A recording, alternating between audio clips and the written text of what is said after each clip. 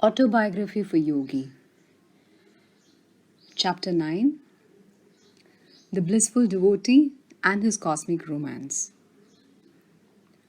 Little sir, please be seated. I am talking to my Divine Mother. Silently, I had entered the room in great awe. The angelic appearance of Master Mahasaya fairly dazzled me. With silky white beard and large lustrous eyes, he seemed an incarnation of purity.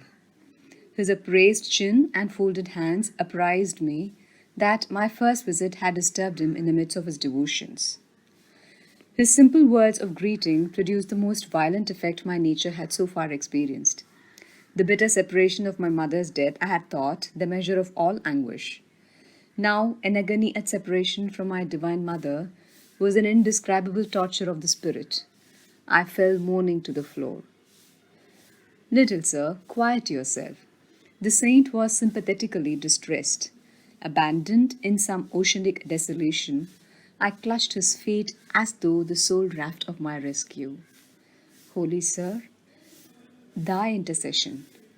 Ask Divine Mother if I find any favor in her sight. This promise is one not easily bestowed.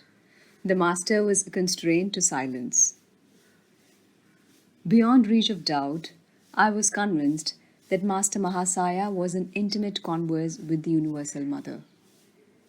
It was deep humiliation to realize that my eyes were blind to her, who even at this moment was perceptible to the faultless gaze of the saint.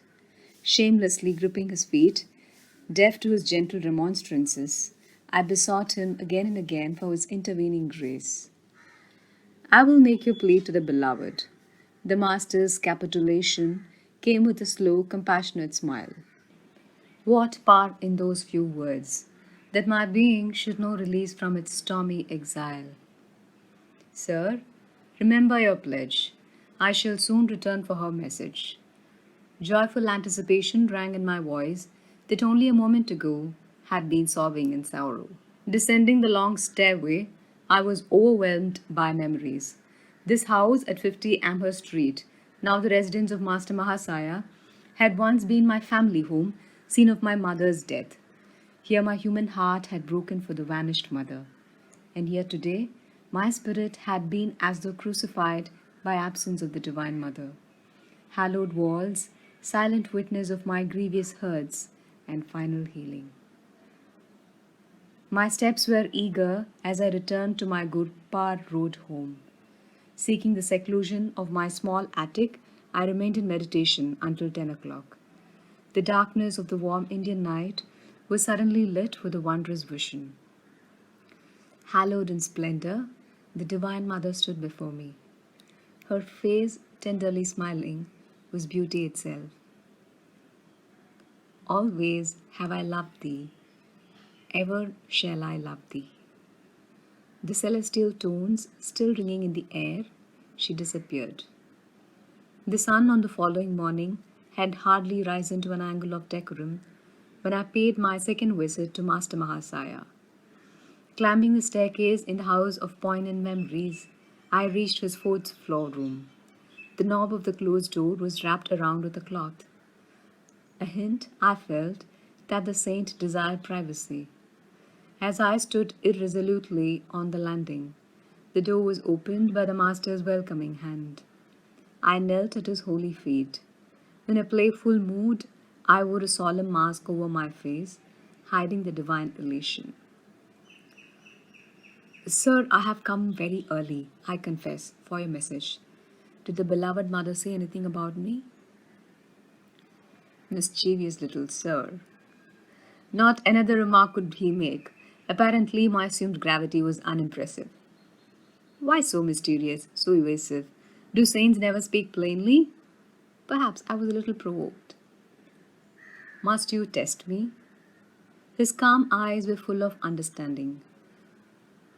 Could I add a single word this morning to the assurance you received last night at 10 o'clock from the beautiful Mother herself?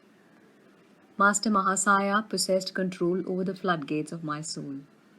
Again I plunged prostrate at his feet, but this time my tears welled from a bliss and not a pain past bearing. Think you that your devotion did not touch the infinite mercy? The motherhood of God that you have worshipped in forms both human and divine could never fail to answer your forsaken cry. Who is the simple saint whose least request to the universal spirit met with sweet acquiescence? His role in the world was humble, as befitted the greatest man of humility I ever knew. In his Amherst Street house, Master Mahasaya conducted a small high school for boys. No words of chastisement passed his lips. No rule and ferule maintained his discipline. Higher mathematics indeed were taught in these modest classrooms, and a chemistry of love absent from the textbooks. He spread his wisdom by spiritual contagion rather than impermeable precept. Consumed by an unsophisticated passion for the Divine Mother, the saint no more demanded the outward forms of respect than a child. I am not your guru. He shall come a little later, he told me. Through his guidance, your experiences of the divine in terms of love and devotion shall be translated into his terms of fathomless wisdom. Every late afternoon, I betook myself to Amherst Street. I sought Master Mahasaya's divine cup, so full that its drops daily overflowed on my being. Never before had I bowed in utter reverence. Now I felt it an immeasurable privilege even to tread the same ground which Master Mahasaya sanctified. Sir, please wear this champak garland I have fashioned especially for you. I arrived one morning, holding my chain of flowers. But shyly he drew away, repeatedly refusing the honor. Perceiving my hurt, he finally smiled consent. Since we are both devotees of the Mother, you may put the garland on this bodily temple as offering to her who dwells within. His vast nature lacked space in which any egotistical consideration could gain foothold. Let us go tomorrow to the Dakshineshwar temple, forever hallowed by my Guru. Master Mahasaya was a disciple of a Christ-like master, Sri Ramakrishna Paramahansa. The 4-mile journey on the following morning was taken by boat on the Ganges. We entered the 9-domed temple of Kali, where the figures of the Divine Mother and Shiva rest on a burnished silver lotus, its 1,000 petals meticulously chiseled. Master Mahasaya beamed in enchantment. He was engaged in his inexhaustible romance with the beloved. As he chanted her name, my enraptured heart seemed shattered into 1,000 pieces. We strolled later through the sacred presence, halting in a tamarisk grove. The manna characteristically exuded by this tree was symbolic of the heavenly food Master Mahasaya was bestowing. His divine invocations continued. I sat rigidly motionless on the grass amid the pink feathery tamarisk flowers. Temporarily absent from the body, I soared in a supernal visit. This was the first of many pilgrimages to Dakshineshwar with a holy teacher. From him, I learned the sweetness of God in the aspect of Mother or Divine Mercy. The childlike saint found little appeal in the Father aspect or Divine Justice. Stern, exacting, mathematical judgment was alien to his gentle nature. He can serve as an earthly prototype for the very angels of heaven, I thought fondly, watching him one day at his prayers. Without a breath of censure or criticism, he surveyed the world with eyes long familiar with the primal purity. His body, mind, speech, and actions were effortlessly harmonized with his soul's simplicity. My master told me so. Shrinking from personal assertion, the saint ended any sage counsel with this invariable tribute. So deep was his identity with Sri Ramakrishna that Master Mahasaya no longer considered his thoughts as his own. Hand in hand, the saint and I walked one evening on the block of his school. My joy was dimmed by the arrival of a conceited acquaintance who burdened us with a lengthy discourse. I see this man doesn't please you. The saint's whisper to me was unheard by the egotist, spellbound by his own monologue. I have spoken to Divine Mother about it. She realizes our sad predicament. As soon as we get to yonder red house, she has promised to remind him of more urgent business. My eyes were glued to the sight of salvation. Reaching its red gate, the man unaccountably turned and departed, neither finishing his sentence nor saying goodbye. The assaulted air was comforted with peace. Another day found me walking alone near the Howrah railway station. I stood for a moment by a temple, silently criticizing a small group of men with drum and cymbals who were violently reciting a chant. How undevotionally they use the Lord's divine name in mechanical repetition, I reflected. My gaze was astonished by the rapid approach of Master Mahasaya. Sir, how come you here? The saint, ignoring my question, answered my thought. Isn't it true, little sir, that the beloved's name sounds sweet from all lips, ignorant or wise? He passed his arm around me affectionately. I found myself carried on his magic carpet to the merciful presence. Would you like to see some bioscopes? This question one afternoon from Master Mahasaya was mystifying. The term was then used in India to signify motion pictures. I agreed, glad to be in his company in any circumstances. A brisk walk brought us to the garden fronting Calcutta University. My companion indicated a bench near the gold diggy or pond. Let us sit here for a few minutes. My master always asked me to meditate whenever I saw an expanse of water. Here, its placidity reminds us of the vast calmness of God.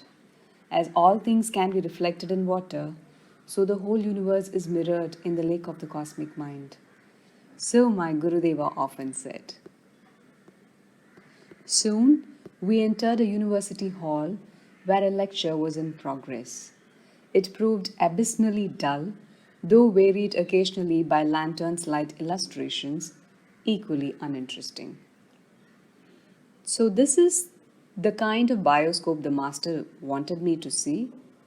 My thought was impatient, yet I would not hurt the saint by revealing boredom in my face. But he leaned toward me confidentially. I see, little sir, that you don't like this bioscope. I have mentioned it to Divine Mother. She is in full sympathy with us both.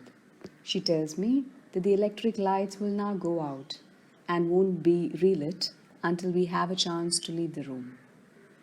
As his whisper ended, the hall was plunged into darkness. The professor's strident voice was stilled in astonishment, then remarked, "The electrical system of this hall appears to be defective." By this time, Master Mahasaya and I were safely across the threshold. Glancing back from the corridor, I saw that the scene of our martyrdom had again become illuminated. Little sir, you were disappointed in that bioscope, but I think you will like a different one. The saint and I were standing on the sidewalk in front of the university building. He gently slapped my chest over the heart.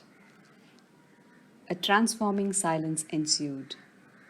Just as the modern talkies become inaudible motion pictures when the sound apparatus goes out of order, so the divine hand, by some strange miracle, stifled the earthly bustle. The pedestrians, as well as the passing trolley cars, automobiles, bullock carts, and iron-wheeled hackney carriages, were all in noiseless transit. As though possessing an omnipresent eye, I beheld the scenes which were behind me, and to each side as easily as those in front. The whole spectacle of activity in that small section of Calcutta passed before me without a sound.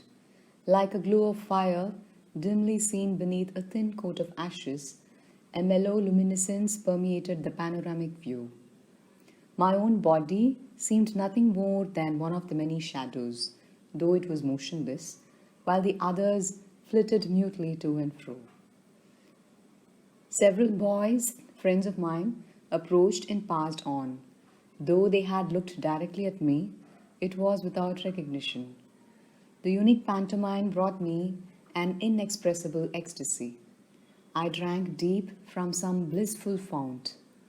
Suddenly, my chest received another soft blow from Master Mahasaya. The pandemonium of the world burst upon my unwilling ears. I staggered as though harshly awakened from a gossamer dream. The transcendental wine removed beyond my reach. Little sir, I see you found the second bioscope to your liking. The saint was smiling. I started to drop in gratitude on the ground before him. You can't do that to me now. You know God is in your temple also. I won't let Divine Mother touch my feet through your hands. If anyone observed the unpretentious master and myself as we walked away from the crowded pavement, the onlooker surely suspected us of intoxication. I felt that the falling shades of evening were sympathetically drunk with God. When darkness recovered from its nightly swoon, I faced the new morning bereft of my ecstatic mood. But ever enshrined in memory is the seraphic son of Divine Mother, Master Mahasaya. Trying with poor words to do justice to his benignity, I wonder if Master Mahasaya and others among the deep vision saints whose paths crossed mine knew that years later, in a Western land, I would be writing about their lives as divine devotees. Their foreknowledge would not surprise me, nor, I hope, my readers who have come thus far with me.